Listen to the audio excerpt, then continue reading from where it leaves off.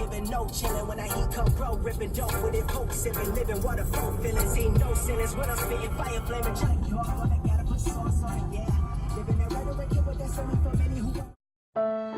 Now, this is going to be a story about how you should go out by twos when you go evangelizing. So today we have an interview with David. And today we're going to be talking about why we should be going out to preach 2 by 2. So David, tell us why we should go 2 by 2. Well, and when Jesus sent out the apostles, he sent them out 2 by 2, and I believe that's for a reason. We spoke about it with Boris, the youth pastor, and it's basically to help each other out. You know, one person could be preaching, another one can be upholding them and praying for them. And I believe it's also for a safety reason. Really? Yes. Why so? For example, the other day, I went off by myself evangelizing, and I went off to the side to do some devotions, and I was by the water. And I looked over to my left, and I see a man over there, and I felt a tug on my heart to go and tell him about the gospel. Mm-hmm. So I go to him, and I start telling him about Jesus. He starts telling me that, you know, he's a Catholic, but he doesn't really go to church. So I decided to tell him about Jesus, and he tells me he lost his keys, and I told him I'll help him out. Oh, as we were walking, I'm asking him, like, because we keep getting further and further away from where he thinks his keys are. Mm-hmm. But he's like, no, I think they're over here. We go into these like alleys that lead to the waterway, and he's like acting very suspicious. But I'm ignoring all this because I'm trying to tell him about Jesus and pray for this guy. So, and he's being really nice, you know, he's listening to me and he's like agreeing with the things that I'm saying. So we go to this waterway, and it's like there's nobody around us, and we start talking, and then he starts being all weird and starts telling me like sexual jokes, and I'm like, no, I'm not about that. So I ignore it and keep telling him about Jesus. Amen. And you know, and then he tells me his phone died, and he needs a ride. So I was like, hey, I can give a call to my friend that I was with, because we went evangelizing separately. And I was like, hey, he can come and pick us up. And then he's like, kind of like, no, give me a few minutes, let me think about it. And I was like, okay, what is there to think about? Sure. And he's staring there at my contacts for some reason. And then he's like, oh, don't worry, I'm not trying to remember these phone numbers. I'm like, that's something weird to say, but okay. And then I decided to hit up Brennan, the guy I was with, we went evangelizing with. And so I was like, hey, Brennan, you know, like, let me drop you a pin and you'll come over here. And he's like, the guy I was talking to, he was like, no, don't drop a pin just yet. And I was like, all right, that's also kind of weird, which I ignored. But I continued to tell him about Jesus. And then eventually Brendan ended up coming up to us. He pulled up to us, and I was going to offer, you know, to give this guy a ride to his car. And then he doesn't want to get in the car. And then he's like, wait, I just remembered where my keys are. And he's like, hey, David, you want to come with me? And I'll be able to give you a ride to where you need to go. Because at the time, Brendan and I were trying to go to this mosque for Muslims and to, you know, reach out to the Muslim community. And I was like, yeah, sure, I guess I'll stay with you. And Brendan was like, are you sure? I was like, yeah, it's fine. And as soon as Brendan leaves, this guy, I'm going to call him Daryl. Okay, sure. Daryl. Or, yeah, I don't know. I only got his first name. But anyways, he starts being very weird. And then he tells me very inappropriate things. And like then sexual things. Okay, sure. And he lost a sexual toy, and he wants me to go help him find it. And I was like, wow, you know, this is.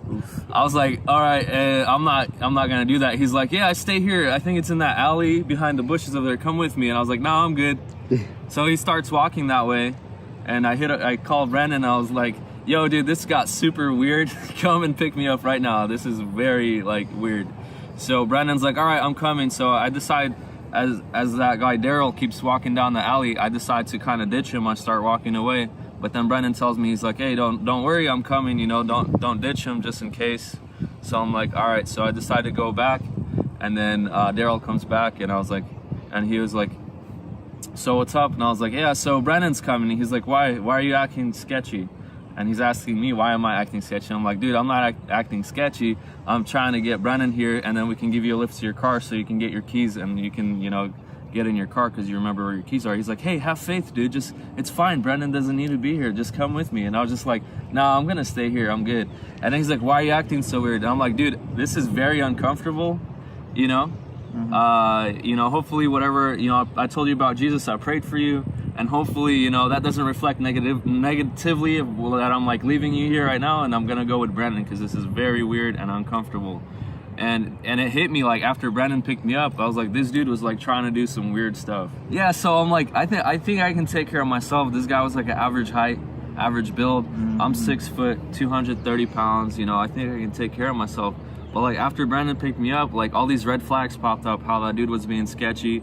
How he told me his phone died, but then he was like on his phone when he was in the alley, and then Brandon said he was on his phone while he saw him walking away. And I was like, this dude could have like done, like he could have took me to his car.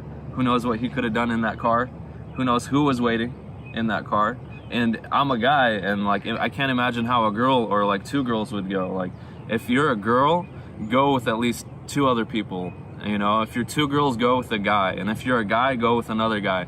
You know, Jesus sent out 2 by 2. This is some good stuff right here. Sam's Club coming in clutch with the Red Bull. It's gonna be super useful during choir tour. Here at SMBS, we like to promote healthy living. We only eat the healthiest stuff, you know, the best things for your health. How's your food?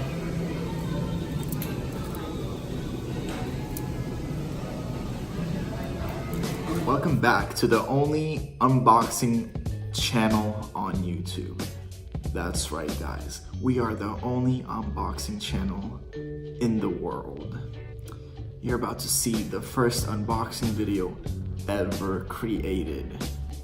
Okay, so apparently I have this box right here. I don't know what it is. It's cardboard. It's made in China, apparently. Oh my gosh. Okay, let's get this baby opened. May I? Thank you.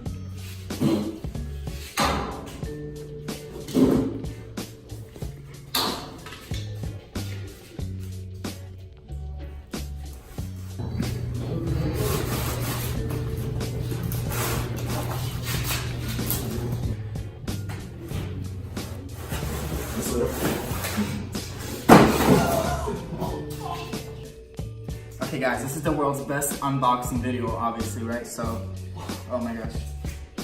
Sorry, John. It's still something better. Oh shoot. Okay. Oh my gosh.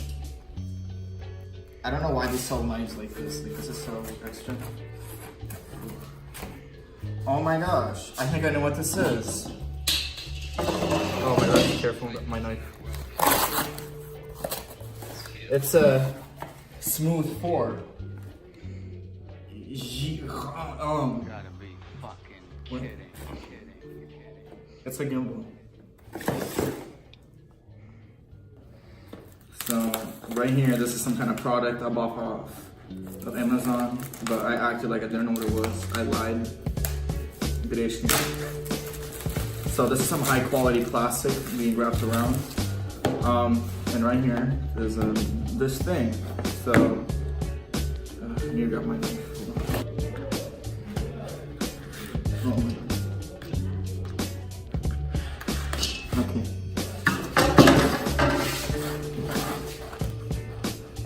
You guys just need my knife. Oh, phew.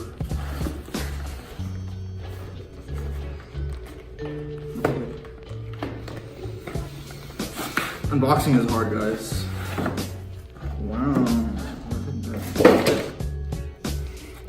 Such quality. Some kind of thing. Okay.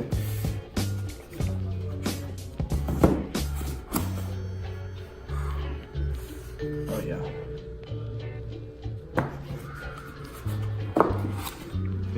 I got this thing now. Okay, I don't know what I'm doing, guys. Like I never used this in my life. So apparently, it's like vibrating and stuff.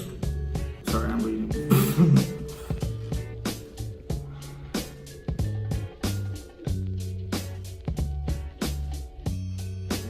Oh my gosh, stop.